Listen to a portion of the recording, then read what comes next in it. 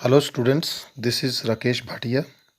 Today we will discuss chapter 4 of unit 1st, that is reproductive health.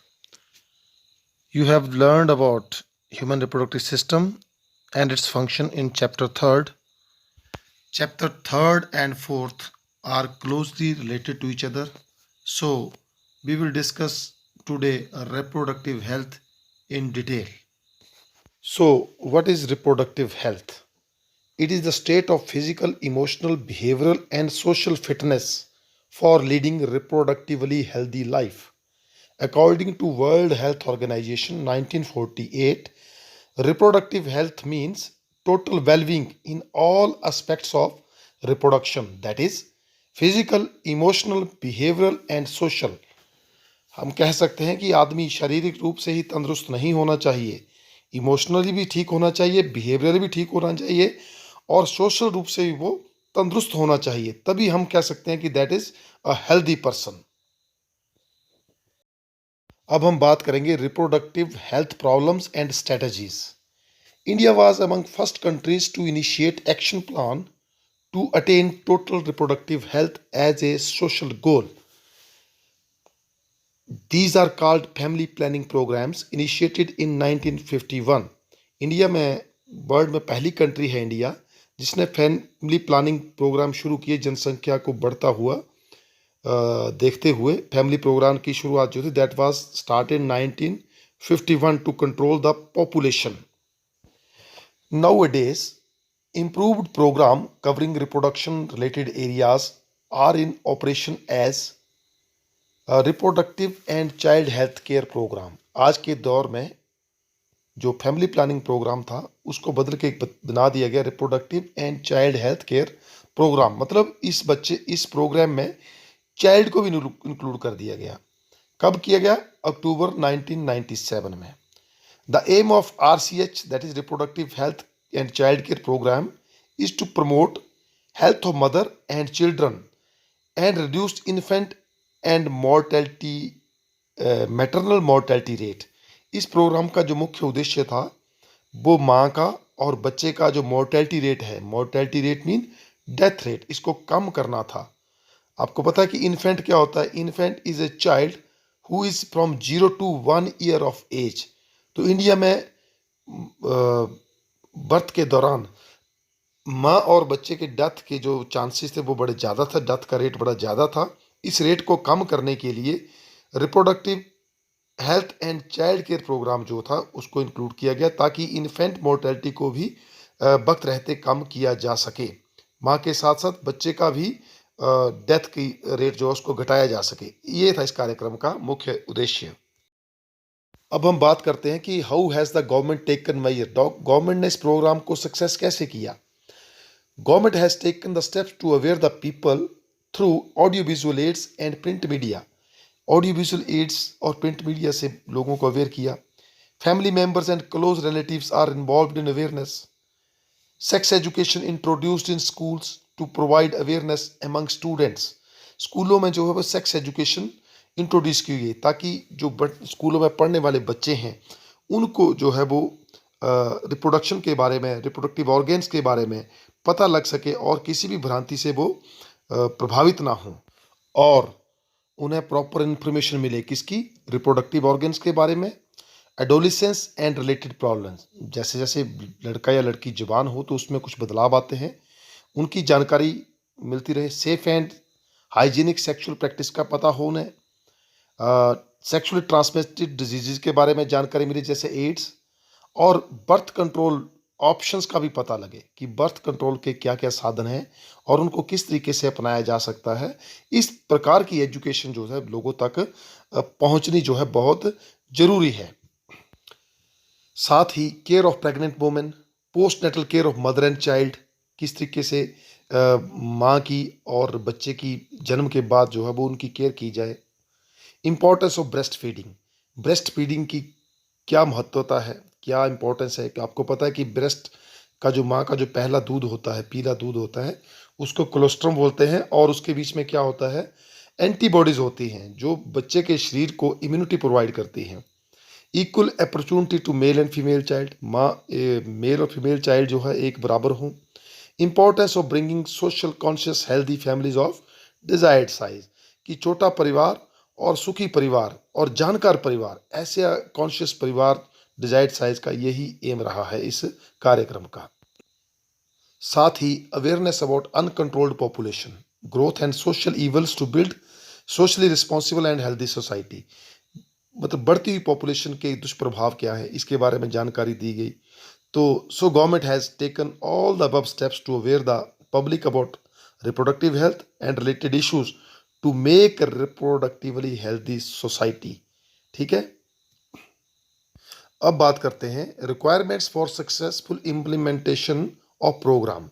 तो सबसे पहले requirement क्या चाहिए, इंफ्रास्ट्रक्चर फैसिलिटीज़ होनी चाहिए, प्रोफेशनल एक्सपर्टाइज चाहिए यहाँ पे, जो मटेरियल सपोर्ट प्रोवाइड कर सके और मेडिकल असिस्टेंस दे सकें किसको, to the needy ones, care of people in reproductive related problems like pregnancy, delivery, abortions, contraceptions, infertility, menstrual problems and STDs. ये जो प्रॉब्लम्स हैं, ये जो कारण हैं, इन कारण में इनके दौरान लोगों को जो है वो केयर मिले। ठीक है, प्रेगनेंसी के दौरान, डिलीवरी के दौरान, अबॉर्शंस के दौरान, कंट्रासेप्शंस के दौरान, इनफर्टिलिटी के दौरान, मेंस्ट्रुअल प्रॉब्लम्स और सेक्सुअली ट्रांसमिटेड डिजीजेस जैसे गोनोरिया है, एड्स है, सिफिलिस है, इस प्रकार के रोगों को की जानकारी जो है वो पहुँचे। और इसके लिए क्या हो, प्रोफेशनल एक्सपर्ट एक स्टाफ हो और बढ़िया इंफ्रास्ट्रक्चर फैसिलिटीज़ भी होनी चाहिए।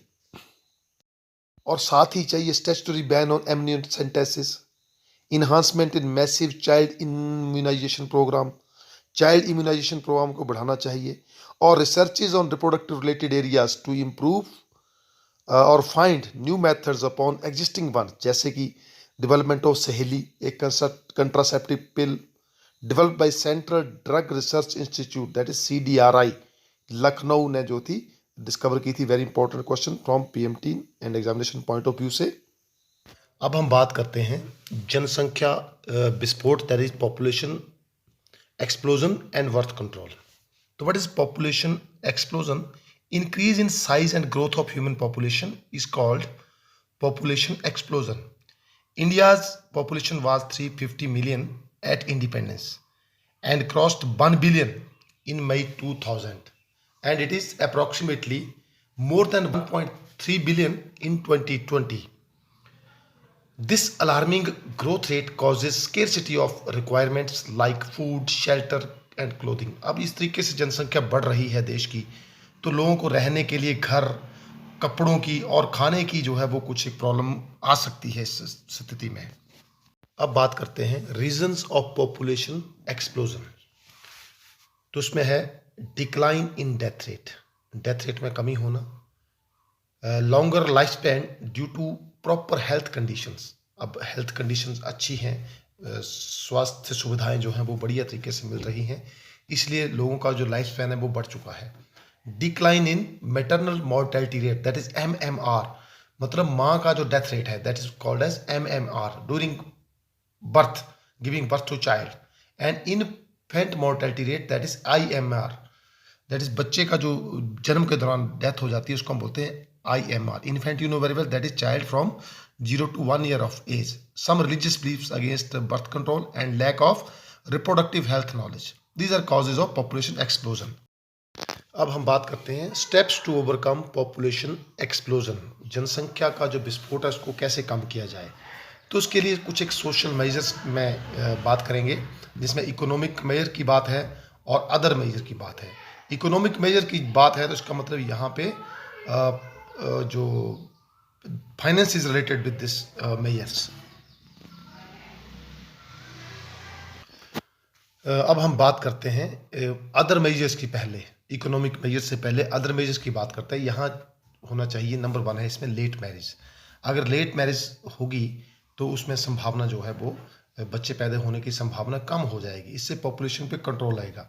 सेल्फ कंट्रोल, व्यक्ति पे में सेल्फ कंट्रोल हो, उसका फैमिली प्लानिंग मेजर जो है उनको प्रयोग किया जाए।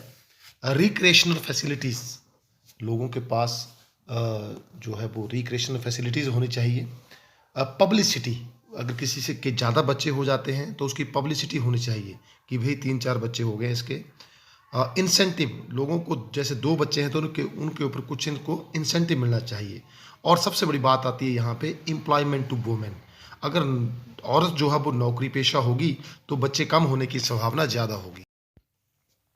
अब हम बात करते हैं इकोनॉमिक मेजर्स की। इकोनॉमिक मेजर्स में क्या चाहिए कि ज़्यादा से ज़्यादा एम्प्लॉयमेंट अपॉर्चुनिटीज़ लोगों को होनी चाहिए। लोगों के पास ज़्यादा एम्प्लॉयमेंट होगा तो पॉपुलेशन बढ़ने के चांसेस कम हैं।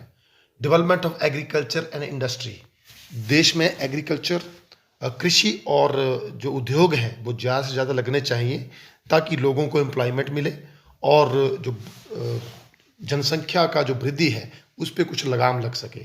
स्टैंडर्ड ऑफ लिविंग, लोगों का स्टैंडर्ड ऑफ लिविंग हाई होना चाहिए तो भी जनसंख्या जो है वो कंट्रोल की जा सकती है। मेरी राय में मैं समझता हूँ कि जनसंख्या को कंट्रोल करने की रिस्पॉन्सिबिलिटी में women that should be in the centre position. Women के पास ही पूरा अधिकार होना चाहिए कि कितने बच्चे होने चाहिए, बच्चों के बीच में स्पेसिंग कितनी होनी चाहिए, कब बच्चे होने चाहिए। तो इसके लिए वुमेन का पढ़ा लिखा होना बहुत ज़रूरी है। अब हम बात करेंगे बर्थ कंट्रोल मेजर्स की। The main aim of birth control measures is to check the population growth rate with the use of various types of contraceptives. What are these contraceptives? Prevention of conception or fertilization of ovum during sexual intercourse is called as contraceptions.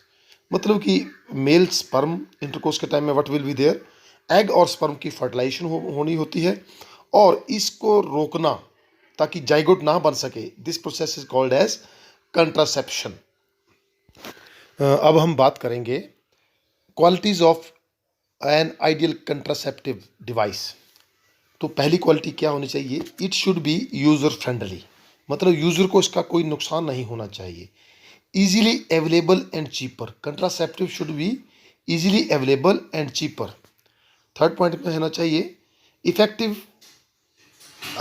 And also reversible, effective होना चाहिए और reversible, दोबारा भी इसका प्रयोग किया जा सके। With no or least side effects to the wearer, मतलब जो उसको यूज़ करता है उसके ऊपर या तो कोई प्रभाव ना पड़े या बिल्कुल कम प्रभाव पड़े। Should not interfere with the sexual desire और sexual act of the user, मतलब ये ऐसा होना चाहिए कि सेक्सुअल डिज़ायर या सेक्सुअल एक्ट में कोई इंटरफेरेंस ना हो, कोई बाधा ना उत्पन्न हो। Now we will discuss different types of contraceptives. Contraceptives means वो डिवाइसेस जो कंट्रासेप्शन को रोक सकें, फर्टिलाइजेशन को रोक सकें। तो इसमें हमारे पास कुछ एक मेथड है। पहला मेथड नेचुरल और ट्रेडिशनल मेथड, उसको पढ़ेंगे डिटेल में हम।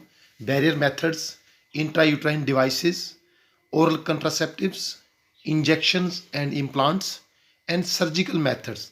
तो वी हैव डिफरेंट मेथड्स, इनको हम एक एक करके डिटेल में पढ़ते हैं कि कौन कौन से जो टाइप्स ऑफ मेथड हैं वो कहाँ कहाँ यूज़ होंगे। अब हम बात करते हैं नेचुरल मेथड की। तो natural method it is also traditional method.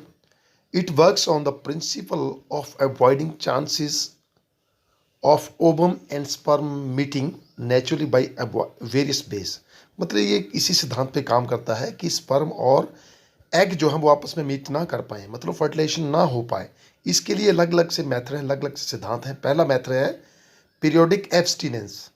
तो periodic abstinence it is the method in which couple avoids और abstain coitus from 10th to 17th day of menstrual cycle when ovulation could be expected. तो आपको पता है कि ovulation जो है most probably that is 14th day of menstrual cycle and ovule can live for फॉर 72 hours, और पहले जो 48 आवर्स होते हैं उसमें वो ज़्यादा जो है वो फर्टिलाइजेशन के लिए तैयार होती है।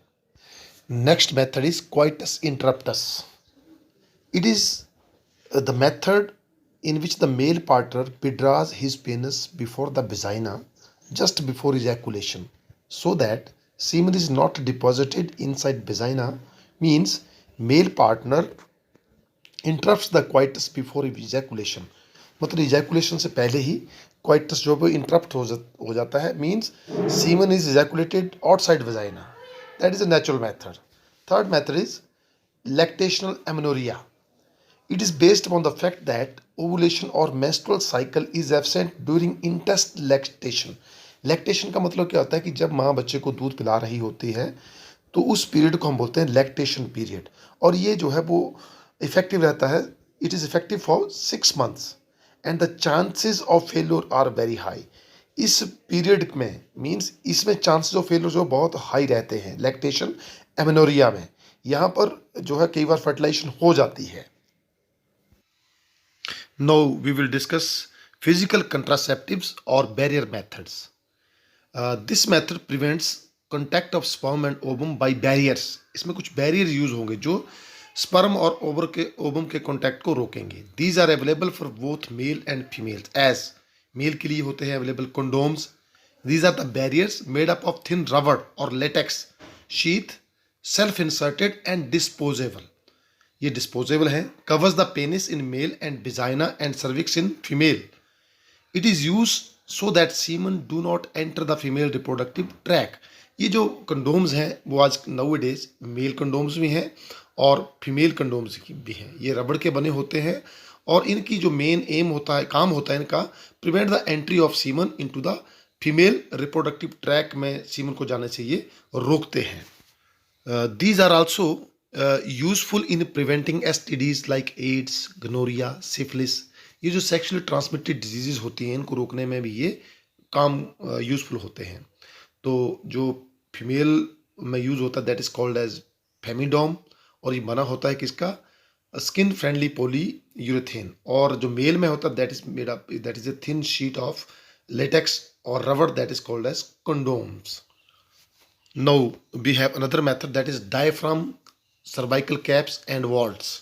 These are the various made up of rubber latex inserted into female reproductive tract to cover the cervix and blocks the entry of sperms through cervix and is reusable. ठीक है. इसके बाद बात करेंगे हम इंट्रायूट्राइन डिवाइसेस की. तो intrauterine devices कैसे होते हैं जो कि इनसाइड यूट्रस ही फिट होते हैं, जो कि इनका भी मेन एम यही होता है कि स्पर्म की एंट्री को एग तक पहुंचने से ये ब्लॉक कर देंगे. These are devices only used in female. IUDs are only used in females. These are inserted by doctors और nurses in the uterus through vagina. ये जो डिवाइसेस होता है इंट्रायूट्राइन डिवाइसेस, ये डॉक्टर या नर्स ही इसको इंट्रोड्यूस करेंगे. Among IUDs we have common copper T and loops which are fitted in uterus to prevent the fertilization of egg or implantation of embryo. Common IUDs are copper T, copper 7 and multilode 375. These release copper ions which decrease the sperm motility and their fertilizability. Multilode 375 क्या है? It is also copper releasing plastic IUD. उसके बाद है हमारे पास hormone releasing IUDs, that is progesterone and LNG-20, whose hormones make the uterus unsuitable for implantation and the cervix hostile to sperms. ठीक है. These forms one of the most widely accepted methods of contraception in India. India में बहुत widely accepted method है. What these have certain drawbacks like occasional hemorrhage, chance of infection and spontaneous expulsion. Now we will discuss the third method, that is physiological or oral devices. Birth control pills are taken through mouth. You know very well. Oral devices का मतलब ये हुआ जो कि मुंह से ली जाए. तो ये कंटेन क्या करती हैं? These contains estrogen and progesterone combinations, or these are also called as combined pills. These estrogen and progesterone combination क्या करते हैं? Inhibit the FSH and LH from anterior lobe of pituitary, so inhibit ovulation from ovary and implantation. Ovary से ovulation और implantation को inhibit करते हैं.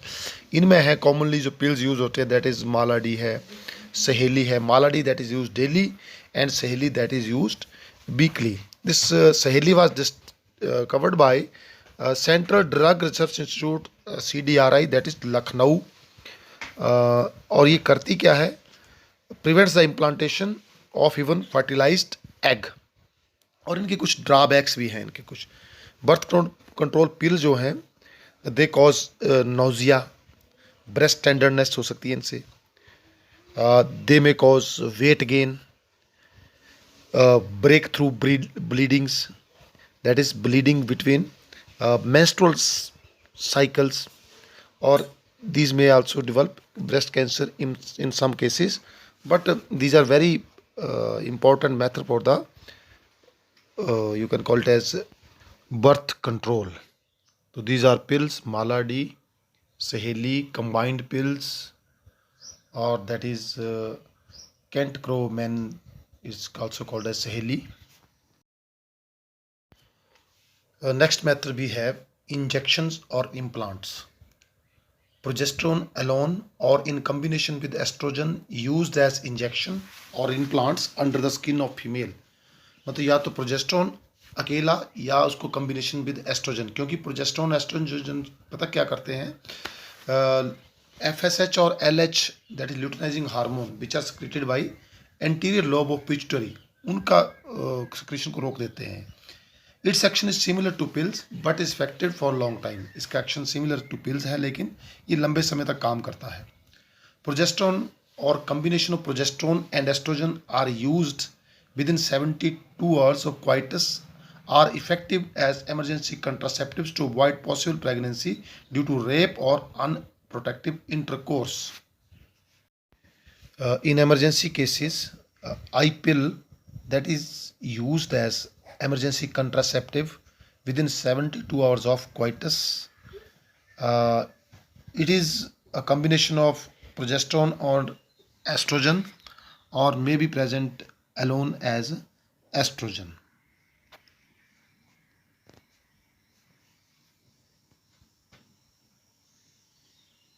Now, fifth point is surgical methods.